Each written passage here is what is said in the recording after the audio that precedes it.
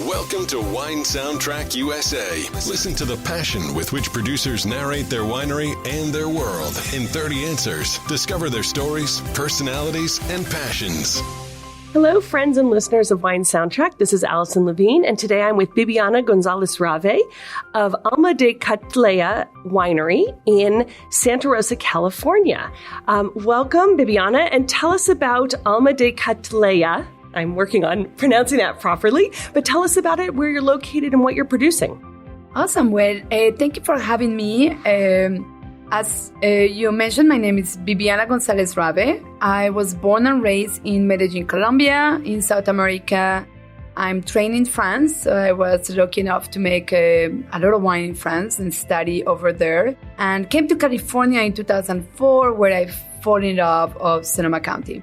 So the winery is located in Santa Rosa, and Alma de Cattleya is a label that is focused on very affordable wines at an amazing value price point. So we make many Sonoma County wines, Sauvignon Blanc, Rosé of Pinot Noir, Chardonnay, Red Pinot Noir, and a Napa Cabernet. And are you sourcing all of your fruit from other vineyards, or do you own any estate property?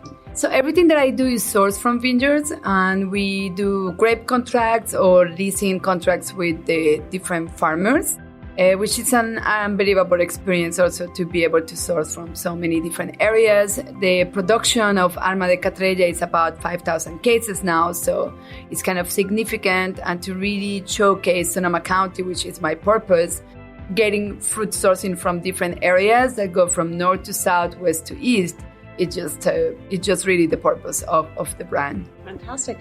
And tell me, what's the story behind the name of your winery? So Cattleya is the name of an orchid, is a national flower of Colombia. And when I was thinking about labeling my wine label, my own wine, I started a small production, high-end single vineyard wines called Cattleya to kind of honor my roots and tell people that behind the spirit of my wines, I was born and raised in South America, and there is such a culture and there is such a passion for life and people, and the generosity that we have as a culture is conveyed also on the spirit of the wines. So that's why I chose the name, and Alma means soul. And when I was starting Alma de Cattleya wines, it's very common for winemakers that are very focused on high-end winemaking to not put their name on a lower-end price point wine. But I really wanted people to know I'm making these wines with a lot of intention. We make them at a very small facility. It's all handcraft. It's the same team that makes Cattleya wines, that makes Alma wines. And we really are following the fruit from the vineyard to the bottling. We are not a bigger facility. We are not making 1 million cases. So the wine that you are going to get on the bottle, it's really different. It's a wine that is really showcasing me being on a sorting table, sorting fruit, doing the press program for the white wines, being close to the tanks, doing the racking with the team, which at the end is something that you really can perceive on the quality of the wines, I believe. So you said you make 5,000 cases. Where are your wines available? So the Alma de Cattleya wines are currently available in California, Texas, Florida, and North Carolina. And we also export to Colombia, obviously.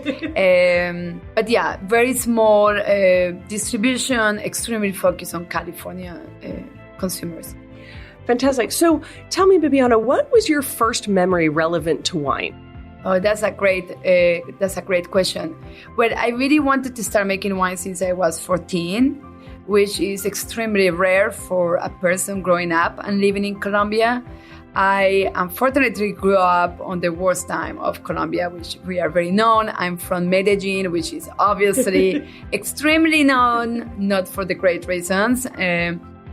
And during the 80s and the 90s, a lot of violence and the drug cartels and the kidnappings were really part of growing up in Colombia. And not wine. And no wine. And we don't have vineyards. We are a country that is really close to the equator. So we are tropical. We do not have seasons, right? We don't have winter. We don't have summer, fall, springtime. And you really need that to make great grapes to produce wine. So when I was 14 and I started telling people I wanted to make wine, it was like this cute little comment of, she wants to make wine, but we didn't know what that means. I didn't know what to be a winemaker meant. My parents don't come from a farming community. So my first experience with wine was probably just around that age, just really being fascinated about the product itself, maybe not tasting it or drinking it, but I was really amazed at the meaning of wine in our culture, in human civilization, and how a wine can show so much of age on the bottle. So I really became very focused on making wines that would age for a very long time, that you can open in 10, 20, 30 years and still find something very intriguing or interesting about that. So you wanted to make wine since you were 14, but what was the first time you really tried wine? I would say, well, Colombia is not as strict as other countries, so maybe my father would let me sip here and there, but not drinking really. I mean, I really started drinking and tasting wine when I went to France. Mm-hmm. So really on my 20s when I could really go and taste and study about winemaking and really just be exposed to an unbelievable amount of wine. So when you were in France, or maybe it was after that, what would you say is the most memorable wine you ever drank, and what was the occasion? Oh, that's a difficult question. I do have some memorable wines. I think my first one was Syrah from Côte Rôtie that I drank probably in 2003, and it was a 1997 Cuvée Bellerin made by Stéphane Augier. And that wine was his first 100 points with Robert Parker as a critic.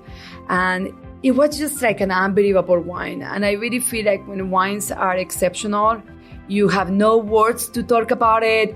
You are like having like this feeling in your body. You're like, what do you think? What do you think? And you're like, it's just great. And I felt with that wine that I couldn't express everything that I was feeling. The aromatics were just so complex. The texture, the wine, the length. I mean, just the whole emotion in my body was just so memorable. So I remember that wine. I would say the second wine was Chateau Haut-Brion. I work at Haut-Brion and La Mission Haut-Brion for my thesis at the university. So I was with them about 6 months. And it really allowed us to spend a lot of time in the cellar, but also tasting other vintages that they would open sometimes for events or for tastings with critics. And I remember tasting at Chateau Haut-Brion 2000 at the time. And that was probably one of the first vintage that became like really this big price point vintages in France. And that wine was just exceptional, completely different varietal because it's a base Cabernet Sauvignon. And then I would say my third one was 1994 Latage, Domaine Romanée-Conti. And that was kind of at the beginning of my career. I would say today I have tasted some unbelievable wines from California, from Austria, from Germany, from Italy. So from many other countries where you feel like you taste something that you are like so impressed that you can't believe that you are tasting. So I really feel like as much as you taste wine, those experiences just multiply, which is exceptional. So coming from Colombia, living in California, having lived in France, who do you think among all the populations drinks the best in terms of quality? I think it's the United States. Yeah, we are very lucky. You know, I tell a lot of people in Colombia, unfortunately, the access to wine is so limited and the transportation to Colombia is so expensive. Plus, Colombia has implemented these super high taxes to wine, not only on the price of importing, but on the price of consumption, which is making the wines extremely unaffordable and is terrible for the consumer. In the United States, we get anything. I mean, you can name it. You can say, I want this wine, this vintage, this producer, and somebody's going to say, I got it for you. I mean, you can be very expensive, but you can have it. It's unbelievable. I cannot imagine any other country in the world that can taste, drink, and enjoy the wines at the price points and the diversity that we can in the United States. It's just unbelievable. So speaking of all those wonderful wines, if we were to go into your wine cellar at home, whether it's large or small, or maybe you keep it in your winery, what would we find in there? A lot of French and Californian wines. I do have some Italians, but I'm really not very knowledgeable on Italian wines.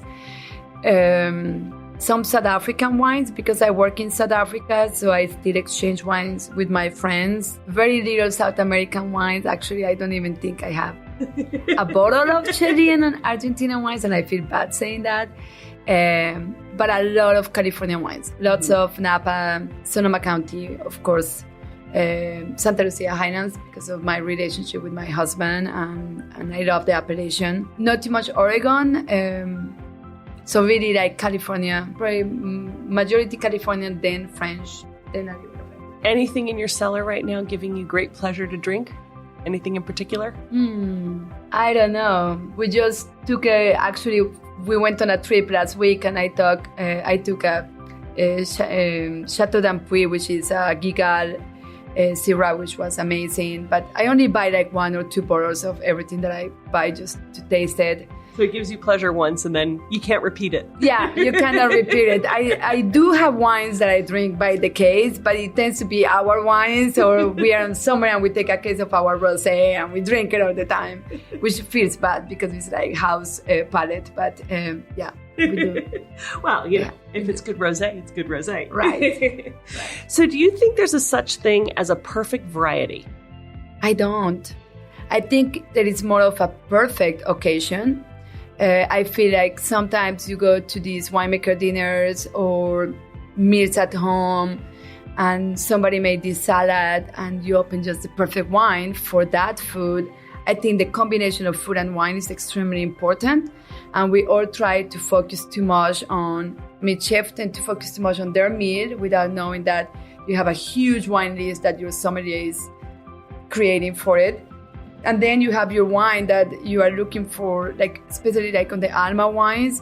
I tend to make wines that I feel will match a lot of different meals because they have great acidity, because they have this complexity on the aromatics.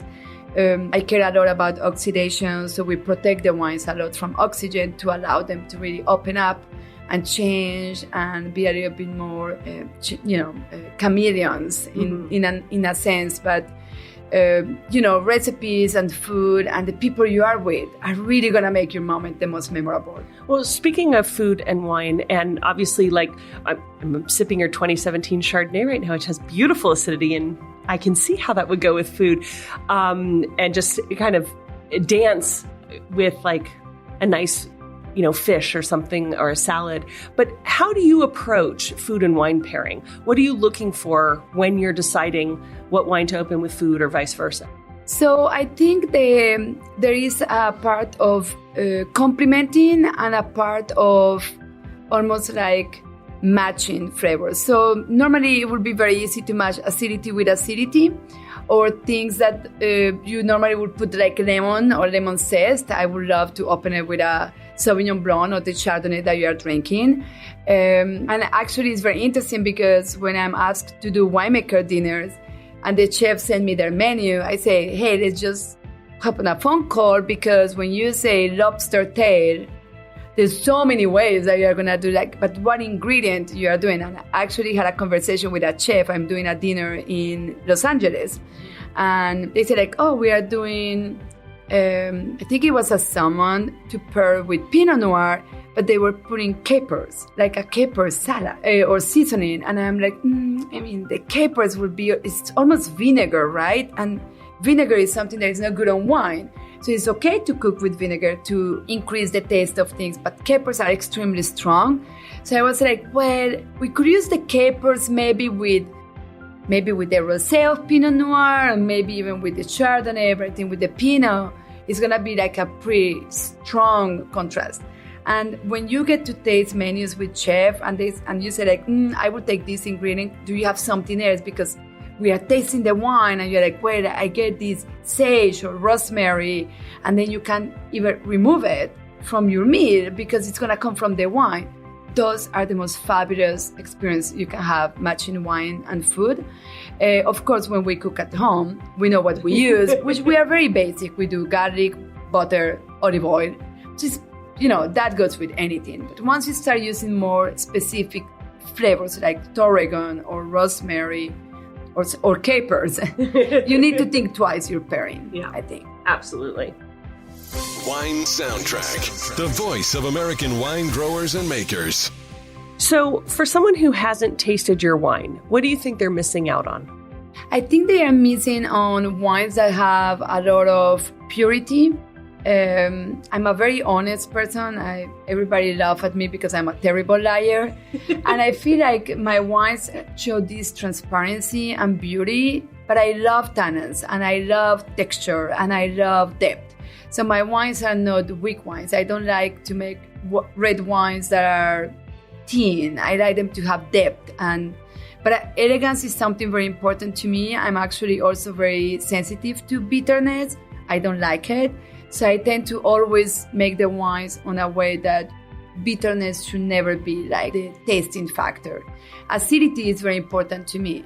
So sometimes I can tend to make wines that are a little bit more acidic, but they need to have tension on it. Mm-hmm. I really think a lot of people comment on the nose of my wines and they're like, oh my gosh, you have these and you have citrus and you have floral notes. How do you do that? I think it has a lot to do with the treatment of the grapes and my farming approach. Even though I don't own vineyards, I really work with the vineyards really closely throughout the year, which sometimes is a little bit of a pain because I get too involved. But I really am very close of the quality of those clusters that are going to come to the winery. And then once they come here, we really receive everything. Everything is kept at night. It's harvested at night, brought to the winery in the morning. We process the fruit immediately. We keep the tanks at very cold temperatures, so we extract without oxidizing. So I really feel like these wines have as much complexity as each varietal can give you. And I feel like on difficult vintage, I would always put a really, really good wine, even though, like all the decisions we have to juggle when, it's going to rain in 2 weeks, or somebody mentioned that there is risk for botrytis. What do we do? I'm not worried because we protected the clusters already. We open up the canopy. We live on a certain way. So interesting. So if space aliens were to land on your property, maybe not your vineyard, but here at the winery, what wine would you want to present them with? Given all the depth and texture of your wines, which is the one you'd pick? I would say Syrah. Syrah? Yeah, because if aliens could change the appreciation of Syrah in the world, I would absolutely want them to taste. I want to say, like, oh, this is great. And, I went to France really in love of Syrah as a varietal. So I work in Côte Rôtie, and my best friends are from Côte Rôtie, and everybody would pay $400 for a Côte Rôtie. They probably don't even know that a Côte Rôtie is a Syrah, but it's Côte Rôtie, right? In people's mind, a Côte Rôtie is like this history, this wines, this quality. And I feel like Syrah, maybe on the 90s, especially in the US, didn't have a personality. Like people didn't know what to expect. So it was heavy, sweet, oxidized, big. Like they were not really great wines. And I feel like Syrah is like on a great vintage. It can be a beautiful red fruit, intense with so much power wine that when it aged, it's so amazing. I mean, a great Syrah, but you need to put the respect on that varietal to show it on the wine. So we're going to count on the aliens to come and promote Syrah. Right. I think I would do that. I think all the other wines, they would love it. But the Syrah, and if they like it, that's the one that I would say, like, taste this wine. It's from another world.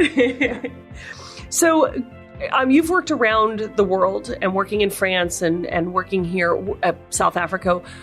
When you approach vintage, how much variation do you see from year to year, or how much similarity might you even see? I think we see a lot of differences year to year. I do feel like what we do on the farming is extremely important. So, for example, this year we had a lot of rain and the bud break has been really late, so we are facing probably a late vintage. So you need to start thinking about your farming practices in that sense. And then the growth was really important because there is so much water. So you have more congestion. The canes of the shoots are thicker. There's more canopy, there's more leaf, there's more risk of diseases like mildew or botrytis. But if you go at the right time, if you are tucking your shoots up, if you are doing the right leafing, if you are separating your crops, there is so many other things that you are doing where you are coming way behind, or way better on a situation that can be risky. Now, if you don't do any of those practices because they are expensive, so that means you are farming at a much more expensive rate, and labor is a concern right now. then you can have those problems, right? So you are adapting already to this season. And then heat spikes or rain or really mellow vintage can really affect the quality of the tannins, the phenolic ripeness, and the quality of the wine at the end. So I feel like California sees a lot of vintage variation. The winemaker can try to make things very similar every year, or you can just allow yourself to let the fruit speak, which is something that is very important for me on my wines. Are there any signs that you look for that will help you predict what a harvest is going to bring you? I think the aromatics on the taste of the grape and the phenolic ripeness definitely tell you about a vintage quality. And when I talk about phenolic ripeness, I'm really talking about tannin quality, and the tannins come from the seeds and the skin of the grapes. So for red wines, more so than for whites, people talk a lot about the tannins quality. And when you are in front of an unbelievable vintage for red wines, tannins will be very soft, like velvet, so seamless that when you are drinking those wines, you can have a lot of tannins, but it's like so soft. Like 2016 Napa Valley, and actually 2016 everywhere in California, was a great vintage for phenolic ripeness. So you really would taste more softness, not necessarily less or more, but the phenolic ripeness for me is very important. When you see that the seeds are not getting brown because it's a very cold vintage and it's very short and you really cannot wait, like you are going to have to pick because it's going to rain, then you already know those wines probably won't age as long as wines with a great phenolic ripeness. They can be great young and you can do a great job with the wines, but they will have different purpose in their lifespan. Interesting. So do you have any good luck rituals that you perform at the beginning of harvest or during harvest? I don't. No. I don't. I really think, again, bringing it back to the vineyard, I believe so much on the vineyard, which is a day-to-day hard work. So I really think that the good charms or anything that you can do for having a great vintage, it starts from the day you are pruning your vines to the day you bottle that wine. So I'm a little bit more of the be there all the time. So if you're there all the time, do you talk to the vines? I take care of the vines. I don't know if, I feel like there is a connection, but I will not say that I talk to the vines. I would say I take care of them. Do you ever talk to your wine when it's in barrel? Give it a few words of encouragement or? I don't. I do take care of the wine as well, but I'm a little bit more of a serious person. But I totally think that anything that you do to take care of the wine, even if it's talking to the wine, is a great thing.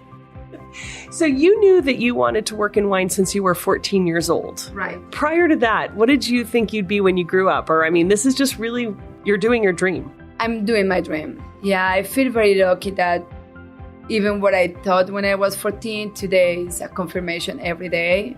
I'm extremely passionate about wine. My husband is a winemaker. We are definitely a farmers, winemakers family.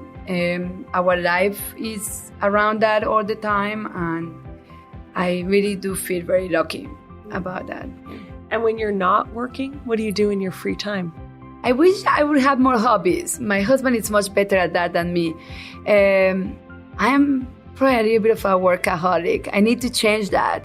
I used to read a lot, but we have 2 boys, a 4 and a 2 years old. So I think spending time with them and taking care of them when I'm not working is my number one priority. But things that I would do like for me as a hobby, not yet. Has to come soon. Soon, yeah. When they're a little older. Yes. For a really romantic evening, when you put the kids to bed, what are the wines that you would pull out to make it a more special night? I think I would just go to our cellar. And as I say, like California and French wines are kind of my benchmark. We tend to open a lot of Burgundy Chardonnays when we want to open a nice special white. I work in Bordeaux, so I'm very passionate to open a very nice 5 to 15 years old Bordeaux wine if we have it. We love Syrah from the Rhone, so we would do something like that. But we do Californian wines quite often. Sometimes we blind taste ourselves on our own wines too, so that's fun to go and put a bottle from the other one and blind taste it and say, what are we drinking? Which makes it for a very special conversation because we have been making wine, been together for now about 12 different vintages. So now there is a memory of what happened on certain years and we can tease each other a little bit about specific things. So looking back, what would you say is the best advice that you've received? I think probably the first one that I received in France was that everything is really made on the vineyard. And my first degree in France was very focused on viticulture. So it really allowed me to be very humble. I never saw myself as, I'm this magical winemaker that when I do a blend, I do perfection. It's more about when you are planting and all of those decisions really impact the quality of your wines. And I would say the second one most impactful on my everyday winemaking approach was really to work at Chateaubriand and see that every single thing that is done, it has to be just perfect. And I'm not talking about just the wine. I'm talking about from the cleaning of a window or the winery facility to the wine quality, to the vineyards, to the people, to everything. Every single aspect, the human aspect and the working aspect becomes so important. And I became really obsessed with the details.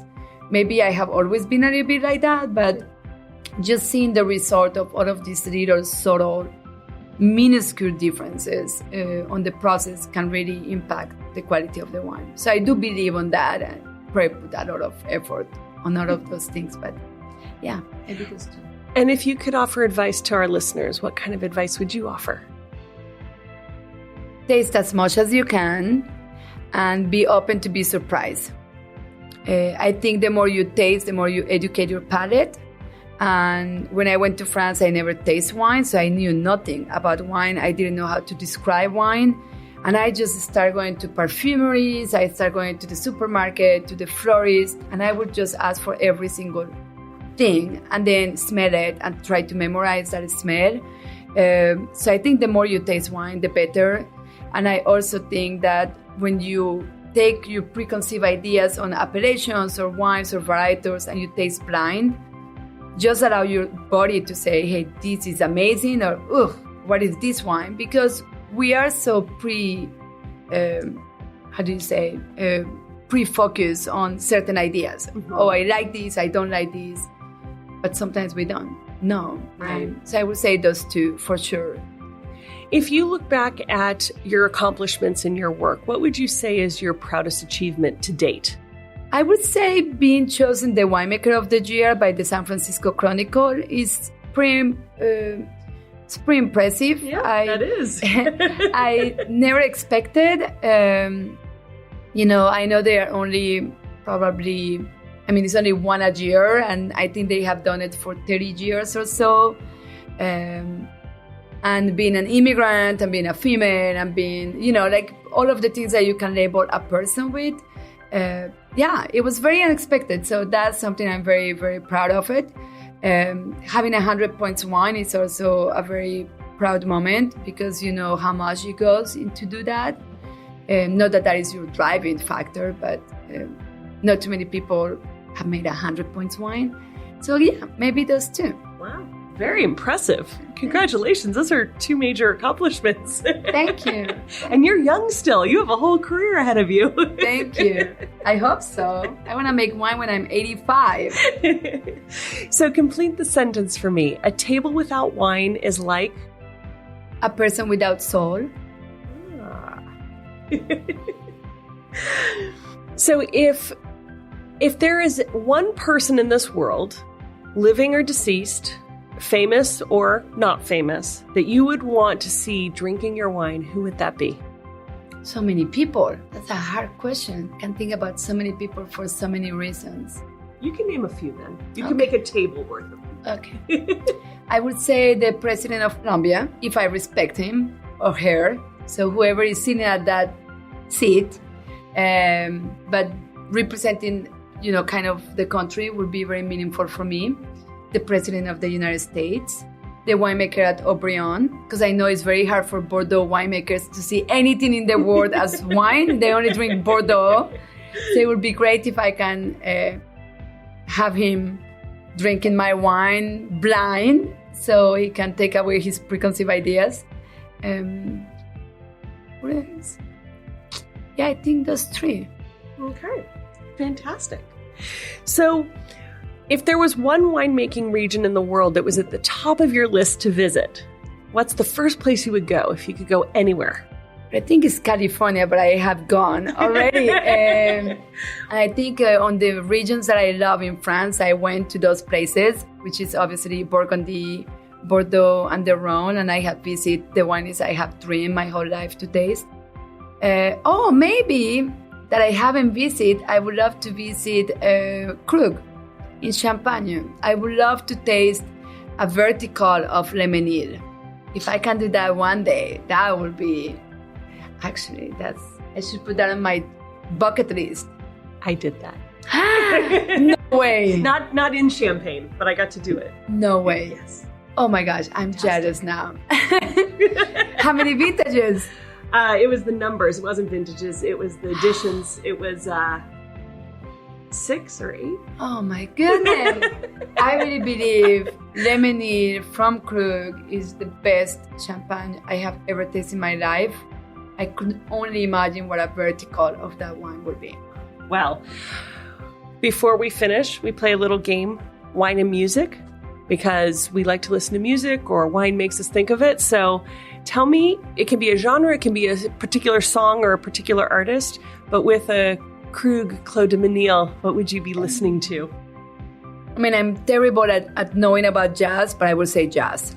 Okay. For sure. I'm not knowledgeable of it, but if somebody knows about jazz and they can say, this is the best song ever made on jazz. That is the one with Krug. That is the one that I would hear with Krug. Okay, but jazz, a good genre. Okay. What about the Haut-Brion? A 15-year-old Haut-Brion. Frank Sinatra. And Côte Rôtie. I would say a Colombian singer. And since we're drinking your beautiful Chardonnay, which I absolutely love the label, which has a beautiful flower on it, or the orchid, I should say, what would you want to be listening to as we continue to sip this? Maybe Alicia Keys. I can totally see that. Yeah. So we should go find that music and continue drinking because I don't want to get rid of this. One more thing before we go. Can you let our listeners know where they can find you and your wines, both online and in person? So the best way to buy the wines is through our website. The website for Alma de Cattleya is ADC, Alma de Cattleya, wines. So adcwines.com. Easy. And can they visit you? So we are not open to the public, but we do by appointment. We are starting to have much more requests, and it's something we need to figure out because we would love to have everybody here. But we are at specific retailers, restaurants. So it's kind of hard to really know depending on whoever is. A phone call, we would always be happy to tell somebody how to find our wines too. Well, Bibiana, thank you so much for joining us today. Thank you for sharing your story and your wines, and have a great afternoon. Thank you so much. Thank you for having me. Cheers. Thanks for listening to a new episode of Wine Soundtrack USA. For details and updates, visit our website, winesoundtrack.com.